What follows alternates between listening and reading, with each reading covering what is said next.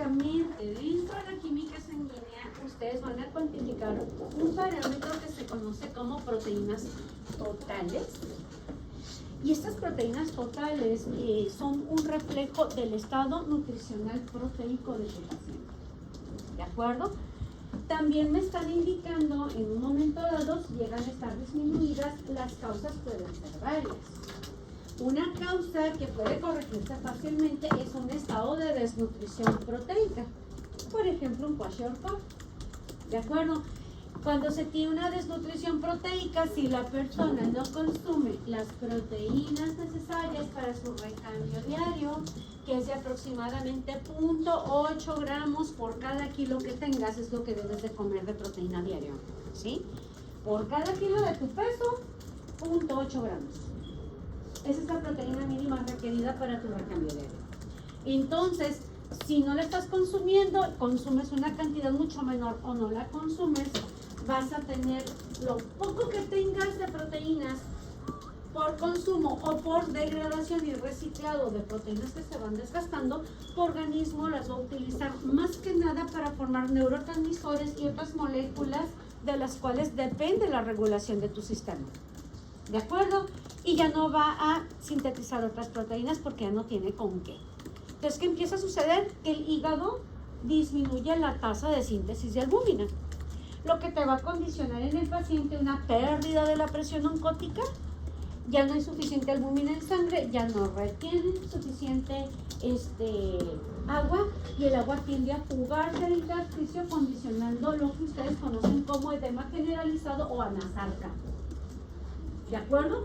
Ahora, cuando se tiene una deficiencia de proteínas considerable, lo que hace el hígado es empezar a sintetizar dentro de lo que puede lípidos, porque las lipoproteínas también retienen agua.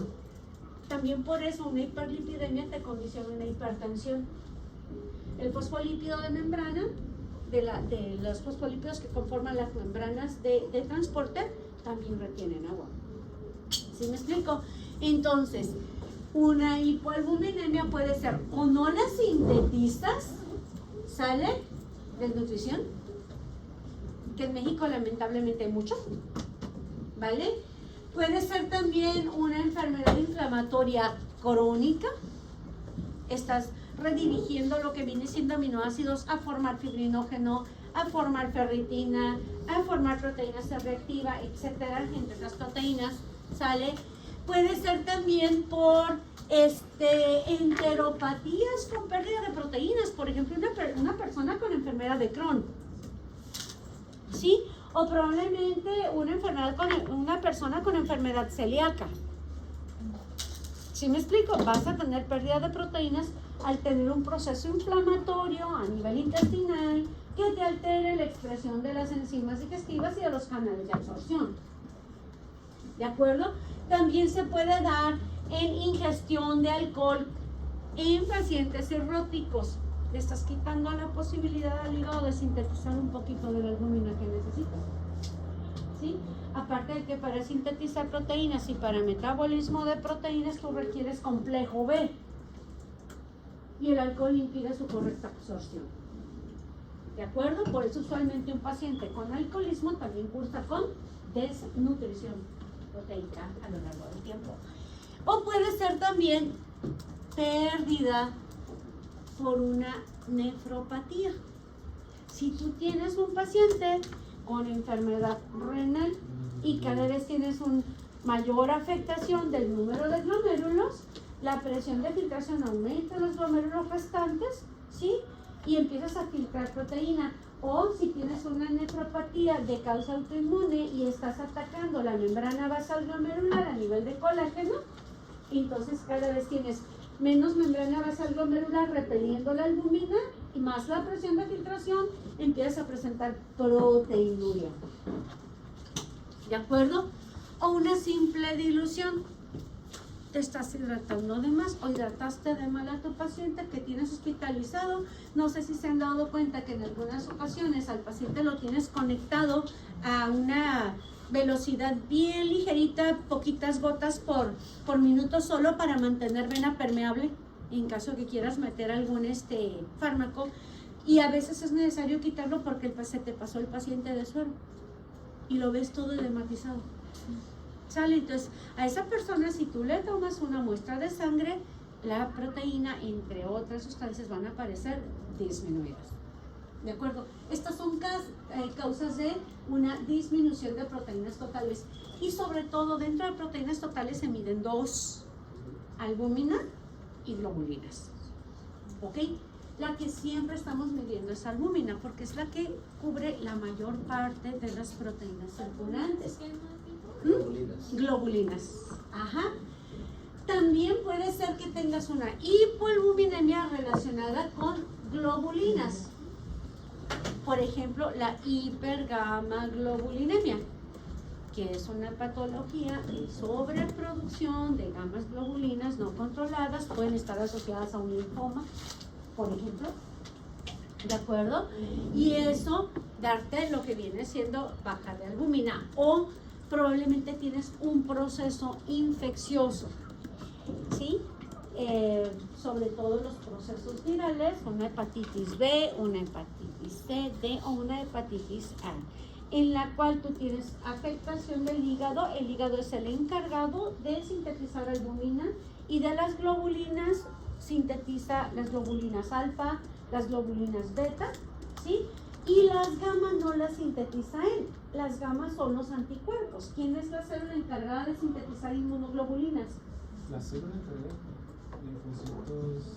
de linfocitos B. Linfocitos B. Los linfocitos B. Entonces, ante una infección viral o una infección bacteriana activa, se están produciendo muchos anticuerpos. Por lo tanto, muchos de los aminoácidos, en lugar de estar entrando directamente a uso a nivel hepático, están siendo redirigidos a las células plasmáticas ya generadas y cebadas contra el antígeno específico para mantener la carga de anticuerpos elevados. Pregunta: en una persona con una enfermedad autoinmune como un lupus eritematoso en una crisis aguda, ¿quién va a predominar? ¿Globulinas o albúmina? Albúmina. ¿Segura? Globulinas, enfermedad autoinmune en crisis de agudización. Tienes una carga gigante de anticuerpos.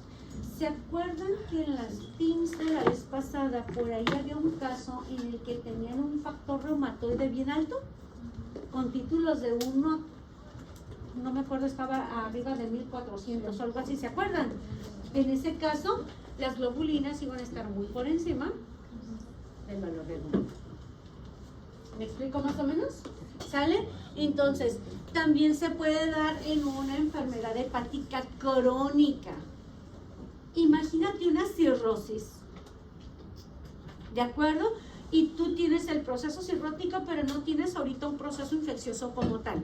Simplemente es una cirrosis medicamentosa, o es una cirrosis alcohólica, o de otro tipo. ¿De acuerdo? No hay un proceso infeccioso en curso como tal, hay un proceso inflamatorio. ¿De acuerdo? Pero solo formas anticuerpos en un proceso de tipo infeccioso, viral, micótico, bacteriano.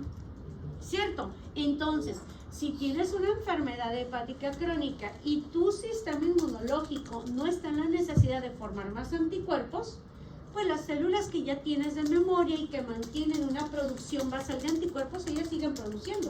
Tienes un título de anticuerpos, ¿sí? Pero el hígado, encargado de la formación y síntesis de albúmina y globulinas alfa y beta, si está afectado, no las está formando.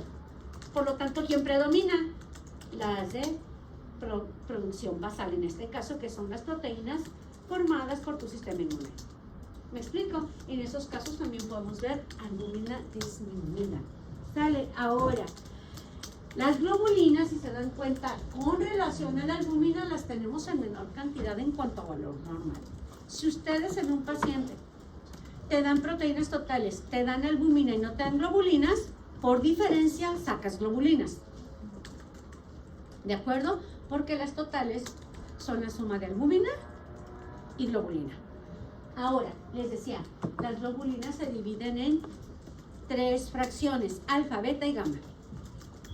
Las alfa en alfa 1 y alfa 2, ¿sí?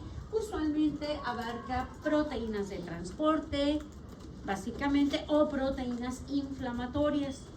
Las beta también abarcan cierta proteína inflamatoria y abarca cierto tipo de lipoproteínas. Sí, entonces estas alfa y beta son o proteínas de transporte, como la TBG, por ejemplo, o proteínas de transporte como las lipoproteínas, y también abarcan proteínas inflamatorias como la proteína C reactiva. ¿De acuerdo? Básicamente, las gamma globulinas dijimos no las forma hígado, las forma sistema inmunológico, linfocitos B activados o ya como células de memoria. Vale. Cuando se elevan las gamma globulinas en enfermedad hepática crónica, pero fíjense la diferencia. ¿De qué carácter? Autoinmune. Cuando se disminuía la albúmina por una enfermedad hepática crónica, sí, cuando era crónica y puede ser inmune o simplemente ser crónica y te va a bajar la albúmina. ¿Sale? Entonces aquí tenemos una pauta. En una hepatopatía alcohólica también puede que se bajen las gamma globulinas. Y en este caso, porque insisto, el alcoholismo tiene mucha correlación con la falla de absorción del complejo B requerido para síntesis proteica. ¿De acuerdo? Una obstrucción biliar primaria también te puede afectar lo que viene siendo la síntesis de gamma globulinas, ¿sí?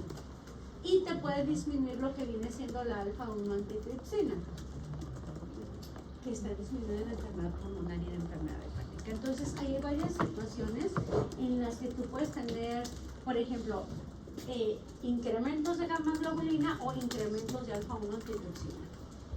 ¿Ok?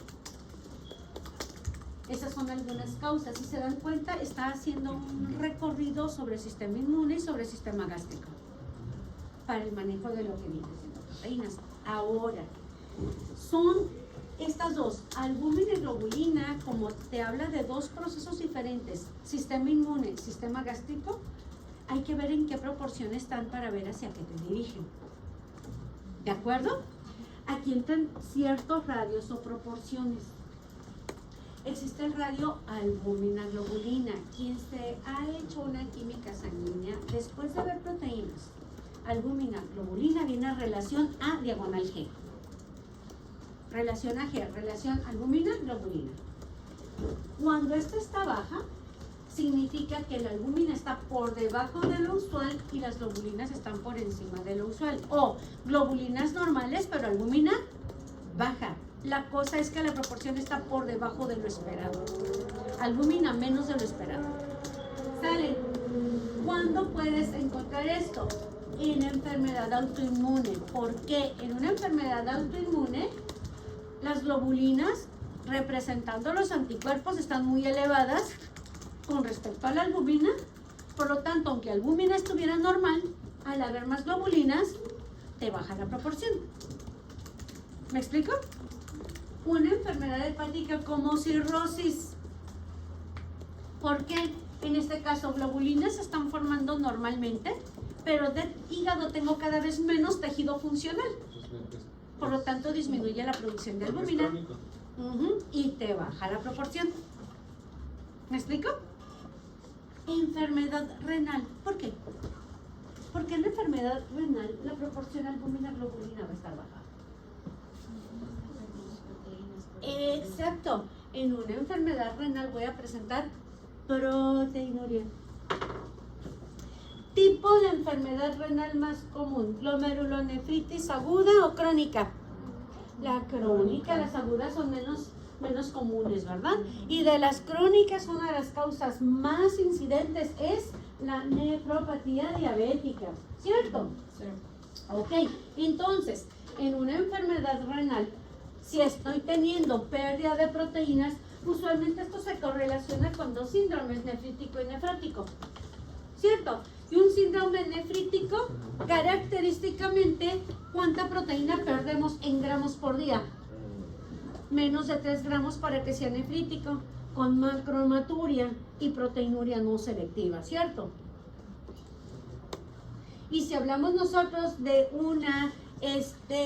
un síndrome nefrótico, el síndrome nefrótico presenta en 24 horas una pérdida de arriba de 3 gramos. En 24 horas presenta una proteinuria selectiva que usualmente pierde albúmina junto con factores de coagulación. Por eso en el paciente diabético siempre le andas preguntando ante una falla renal qué tal coagula su sangre, ¿cierto? Y va a cursar con microhematuria usualmente. La sangrona es el síndrome nefrítico, ¿de acuerdo? Es la que más va a perder sangre. Entonces, en una enfermedad renal, aunque las globulinas estén dentro del rango y el hígado esté formando adecuadamente albúmina, tarda más el hígado en formar albúmina que el riñón en perderla. Sales como si fuera un barrilito sin fondo, le estás echando y nunca se llena, porque todo se está tirando. Entonces, en este caso también tenemos una relación albúmina-globulina baja. ¿Qué les puedo preguntar en un examen? ¿Sí? Te puedo dar el valor de albúmina, te puedo dar el valor de globulina en el paciente, preguntarte cómo está la relación albúmina-globulina y cómo se relaciona con el caso que te estás presentando con la clínica. Los parámetros de referencia, sí. Recuerden, para la química sanguínea son demasiadas pruebas que forman parte del perfil. Así que, ¿para qué inviertes tiempo memorizándote un número si lo que quiero es que lo interpretes? Tu función es interpretar. ¿De acuerdo?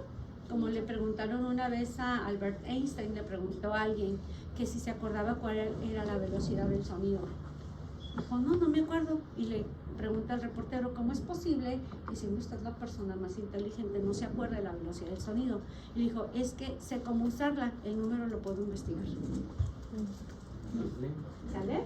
Entonces hay cosas que sí debes de tener en mente. Hay cosas que debes de saber que existen y dónde buscarlas, pero que sabes cómo aplicarlas. ¿Me explico?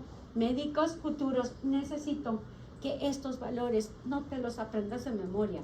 Necesito que sepas que si están por arriba del valor de referencia clínicamente, ¿qué te dicen? Que si están por debajo del valor de referencia clínicamente, ¿a qué te orientan? Porque esa va a ser tu función cuando me veas a mí como paciente. ¿Sale? Y espero no tener Alzheimer todavía cuando me vean ustedes para decirle, oh niña, no cosa, no te aprendiste la vida. ¿Ok? Tienen que poder manejar las situaciones. ¿Vale? Ok. ¿Cuándo esperamos nosotros una relación albúmina-globulina elevada? Cuando tengo o más albúmina de la normal o estoy produciendo menos globulinas. ¿De acuerdo? Y en este caso hay algunos trastornos genéticos como la hipergamaglobulinemia o la macroglobulinemia de Waldenström que te van a producir un chorro de globulinas, ¿sí? Bueno, en este caso vas a tener, este sería para acá de este lado. Pero cuando tienes más albúmina hay una sobreproducción de albúmina o una disminución de globulinas. Por ejemplo, ¿se acuerdan de bioquímica 3, la deficiencia de la adenosina desaminasa? No. Bien francote, ya me acuerdo. La enfermedad del niño burbuja. Ah, de los que tienen muchas enfermedades. Exactamente, porque tus linfocitos T y tus linfocitos B no están funcionando bien. Si un linfocito B no reconoce, no puede transformarse adecuadamente en la célula plasmática y no va a producir anticuerpos. Entonces, en un niño que sufre el síndrome del niño burbuja, esta relación siempre va a estar elevada. ¿Sí me explico? Más albúmina, menos globulinas. ¿Sale? En deficiencias inducidas, ejemplo, algo menos incidente en poblacional, bueno, algo más incidente que un síndrome de niño burbuja, porque el síndrome de niño burbuja, la incidencia poblacional es baja. Pero ¿qué tal un paciente con VIH ya en etapa de SIDA? También. ¿Por qué? ¿Sobre quién se va el virus del VIH? Linfocitos TCD4. Pero son los principales presentadores de antígenos para el linfocito B. Y una vez que el linfocito B lo capta, se transforma en célula plasmática productora de anticuerpos. Por lo tanto, en un paciente con SIDA, lo que viene siendo básicamente el radio albúmina globulina va a estar elevado porque va a haber más albúmina que globulinas. ¿Me explico? A eso se refiere esto. Y en algunos tipos de leucemia también puede que se tenga elevación de lo que viene siendo esta correlación albúmina. Hasta aquí, ¿nos vamos entendiendo? Entonces, ¿lo podemos relacionar con estados de desnutrición? Sí. ¿Lo puedo relacionar con procesos inflamatorios? Sí. ¿Lo puedo relacionar con procesos hepáticos? Sí. ¿Lo voy a relacionar con procesos renales? Sí. ¿Lo puedo relacionar con procesos inmunes? Claro que sí. ¡Qué miedo!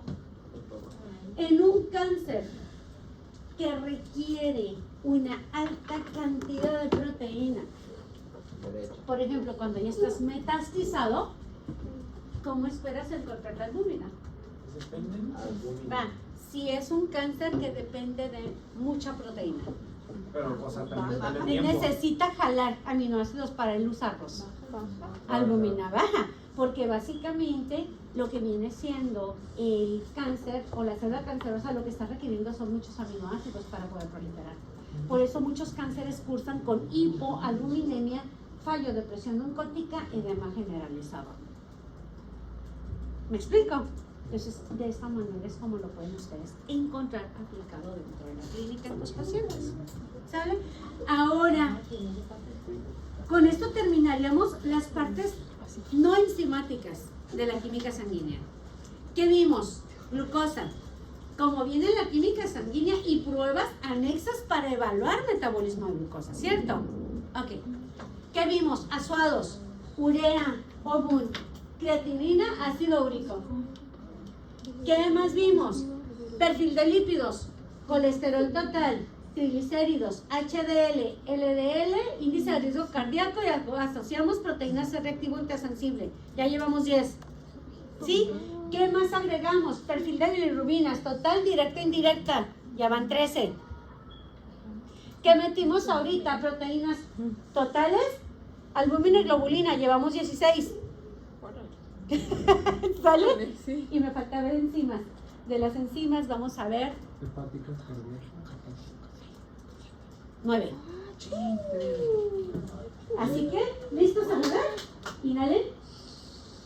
Exhalen. ¿Se las va a aventar en 20 minutos? No, mija, voy a empezar con una que otra nomás.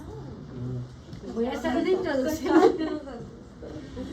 Y estas enzimas son las con las que más trabajo les va a costar inicialmente trabajar con ellas, porque la elevación de una sola enzima no necesariamente implica que un órgano esté afectado, debido a que las enzimas que vamos a ver normalmente presentan isoenzimas, es decir, se encuentran las mismas enzimas en órganos diferentes.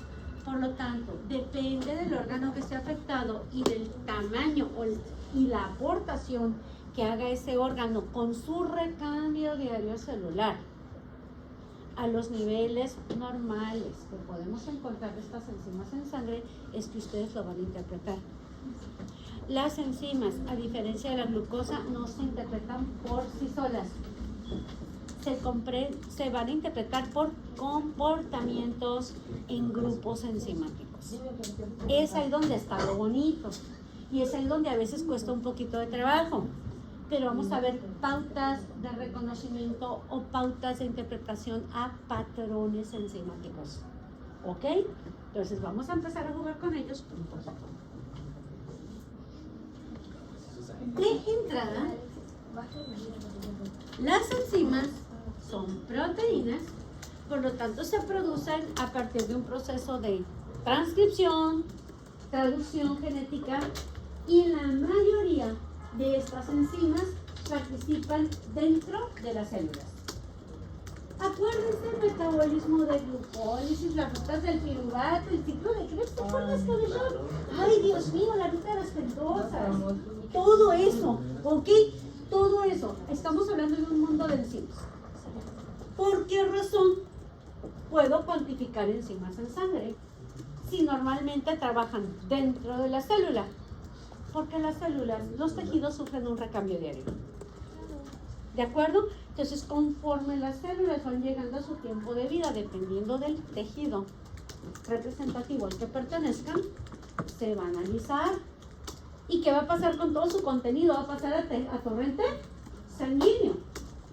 Si tú tienes un recambio normal, tus valores enzimáticos en torrente sanguíneo van a estar dentro de valores de referencia normal. ¿Me explico? Sin embargo, ¿qué sucede si tienes un proceso inflamatorio hepático muy acelerado, que es más rápido de la capacidad del hígado para regenerarse? Pues vas a entrar en cirrosis, ¿cierto? Y vas a estar perdiendo células más rápido de lo que se regeneran. ¿Qué pasa con el contenido de todas esas células hepáticas que se están rompiendo? ¿Pasan a torrente? Por lo tanto, ¿cómo esperas el valor de enzimas en sangre? Elevado. ¿De acuerdo? Entonces, casi siempre lo más relevante es la elevación de las enzimas en base a su valor de referencia.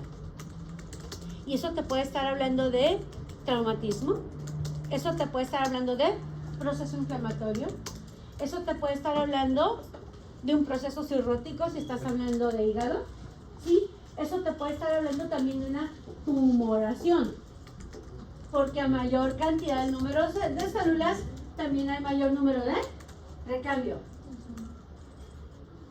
¿De acuerdo? Entonces, esas son las causas principales para elevación. Raramente vas a tener disminución. La disminución es cuando tienes fallo genético o cuando el órgano, por ejemplo el hígado, ya está tan cirrótico que te queda 20% o menos del hígado activo. Entonces, ya te queda tan poquito que aunque se sigan destruyendo, lo que liberan ya no supera lo esperado como valor de referencia normal. ¿A qué voy con esto? ¿Sí? Si ustedes tienen a un paciente con cirrosis, ¿sale? Y en este paciente con cirrosis, este es tu valor representa el valor normal de las enzimas hepáticas. Si tu paciente está en un proceso de cirrosis y la cirrosis está en menos del 80%, conforme se van listando o destruyendo los hepatocitos y su contenido pasa a sangre, cada vez las enzimas hepáticas van subiendo más en torrente sanguíneo hasta que llegan a un máximo de un 80% de destrucción. ¿Ok? ¿Para cuándo avanzas a más del 80% de destrucción? ¿Sí? Tú tenías un hígado normal y mientras estuvo destruyendo todo esto, estuvo elevándose enzimas en torrente sanguíneo, ¿vale? Pero te quedó menos. Por lo tanto, proporcionalmente, aunque se sigan destruyendo, ya lo que te queda es esta parte de hígado funcional. ¿Qué va a pasar con las enzimas hepáticas? Se van a empezar a normalizar. Ojo, esto ¿sería buen pronóstico o mal pronóstico para el paciente? Es mal pronóstico. Ya llegaste al máximo de destrucción que pudiste haber captado en torrente sanguíneo y si empieza a normalizarse es porque el paciente ya va a entregar el equipo. ¿Sale? Ahora sí, háblale al sacerdote, háblale al, no sé, al grupo, al aldeo, a quien tengas ahí en mente para sacarlo adelante, porque esta normalización de tus enzimas, siguiendo la destrucción, pero de una proporción ya menor de tejido disponible, va a venir acompañada de muchas cosas. ¿Cómo va a estar la albúmina en tu paciente? ¿Te queda mucho tejido o te queda poco? Ya no sintetiza. ¿Ok? ¿Cómo va a estar la urea en tu paciente? A jugar se ha dicho. ¿En dónde se realiza el ciclo de la urea? En el hígado, y si no tengo hígado, va a estar bajo, va a tender a disminuir. ¿Sale? De estar normal, va a tender a disminuir. ¿De acuerdo? ¿Cómo va a estar la creatinina? Va a tender a disminuir porque la creatina se forma en el hígado para luego mandarla a músculo, cerebro y corazón y guardarla como fosfocreatina. Si nadie me está sintetizando creatina, ahora sí que las moléculas energéticas en músculo van a ser menores y el recambio va a disminuir. Entonces, creatina, órale, va para abajo. Creatinina. ¿Ok? ¿Cómo esperas encontrar los valores del perfil de lípidos en este paciente? Elevado. ¿Por qué? ¿Quién sintetiza los ácidos grasos? Hígado. ¿Quién sintetiza principalmente el colesterol? Hígado, aunque se sintetiza en otros lugares también. Por eso existe el transporte inverso de colesterol. Por lo tanto, el perfil de lípidos va a tender a bajar también. ¿De acuerdo? ¿Cómo va a estar el perfil de bilirrubinas? Bilirrubina total, toda la bilirrubina indirecta que llega, ¿la puedo conjugar? No. Por lo tanto, bilirrubina total elevada, bilirrubina indirecta elevada, bilirrubina directa normal o baja. ¿Sale? Ojo, ¿cómo esperas los niveles de glucosa en tu paciente en un estado de ayuno? Bajos. ¿Por qué? Porque no puedes liberar glucógeno. ¿Quieres? Ni guardas glucógeno ahí, ni haces gluconeogénesis. Entonces tu glucosa en periodo de ayuno va a tender a bajar, va a caer en cuadros de hipoglicemia. ¿Sí? ¿Cómo van a estar las plaquetas en tu paciente aquí? Bajas. ¿Por qué? Por la síntesis. ¿En dónde se sintetizan? ¿En el hígado o qué? No, es por la trombopoyetina. Que se sintetiza en el hígado. Si yo tengo menos hígado funcional, mi trombopoyetina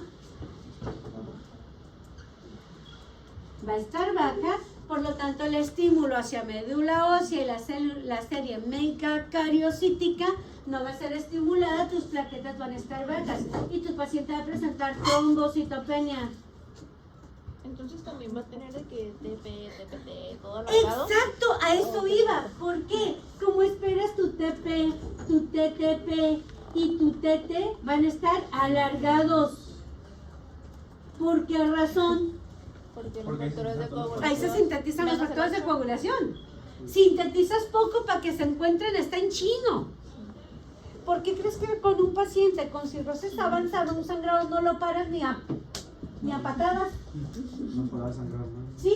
Y si tienes un paciente con un sangrado y no lo puedes atender tan fácil, ¿qué producto hemático le puedes transfundir para ayudar? Plasma fresco congelado. ¿Sí me explico? ¿Más o menos? Ok. ¿Qué otra cosa es importante aquí? ¿Cómo esperas el amonio en sangre? Amonio. Amonio en plasma. Elevado. Elevado. ¿Por qué? Porque el amonio libre entra al hígado para participar en el ciclo de la urea. Y como tengo pocos hepatocitos, estoy formando poca urea y se me está acumulando el amoníaco y de ahí la encefalopatía hepática. Ande, pollito con papas. Está caminando ese. ¿Sale? Ok, ahora, si yo tengo albúmina baja, ¿qué pasa con mi presión oncótica?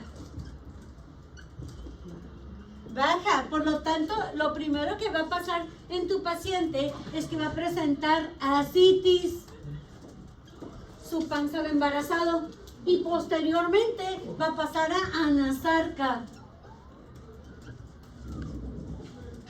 Todo eso va a tener tu paciente cuando sus enzimas hepáticas se le estén normalizando, porque su hígado ya pasó a más de 80% de afectación. Por lo tanto, buen pronóstico, mal pronóstico, ahí está.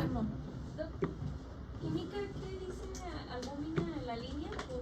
Va a disminuir presión oncótica, lo que te condiciona primero una ascitis, y si no lo controlas te va hasta una anasarca. Al inicio va a estar elevado porque ¿Quién? ahí es máximo de liberación de enzimas. Máximo de liberación de enzimas, ¿por qué? Porque es cuando apenas estás en proceso de destrucción, todavía tienes mucho hígado para destruirte, se están elevando las enzimas. Pero porque quiere compensar o... No, es por recambio. ok. Es por recambio, básicamente. Si me explico, es un recambio acelerado por un proceso destructivo que en este caso sería la cirrosis. Y vean cómo les afecta una cirrosis avanzada todo el perfil de química sanguínea. ¿Se dan cuenta? Más o menos hasta aquí. ¿Salen? Entonces la mayoría de lo que vienen siendo las enzimas nosotros esperamos encontrarlas elevadas para que te indiquen médicamente que algo está pasando con determinado órgano. Sin embargo, con el hígado es otro boleto. ¿Sí? En el hígado, si ya tengo más de un 80% de afectación, las enzimas de estar elevadas se van a empezar a normalizar, pero va a venir acompañada de todo este cortejo de síntomas que te indican que esa normalización no es sana. ¿Sale? O sea, no tengo- Esa es una. La otra situación para enzimas bajas, tienes una deficiencia congénita. Y por lo tanto va a venir asociada con otro tipo de síntomas. Entonces, en la siguiente clase, que va a ser este jueves, a cambio del viernes, aquí los espero y no me vayan a hacer no vayan a hacerme pollitos en fuga porque os doy la clase por hecho. ¿Vale?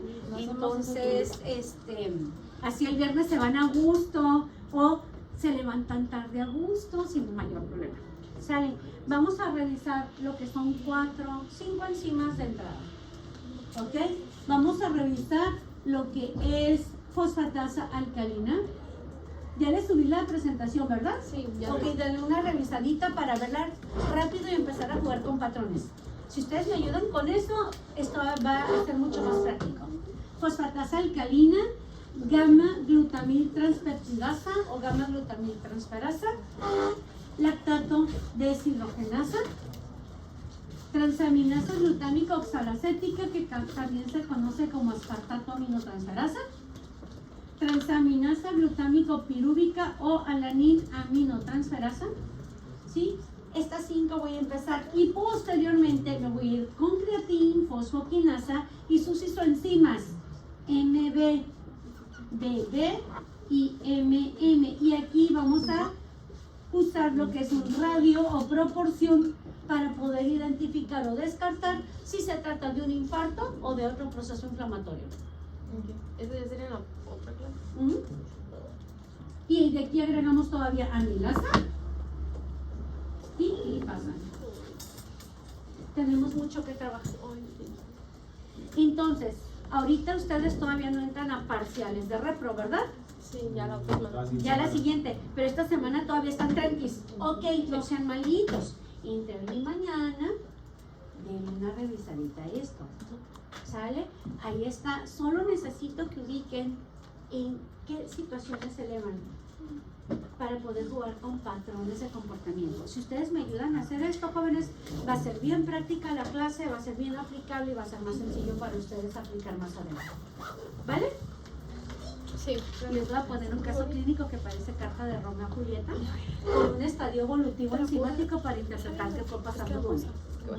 ¿Sales? Los veo entonces El el jueves y ahorita me voy porque me van a jalar las orejas.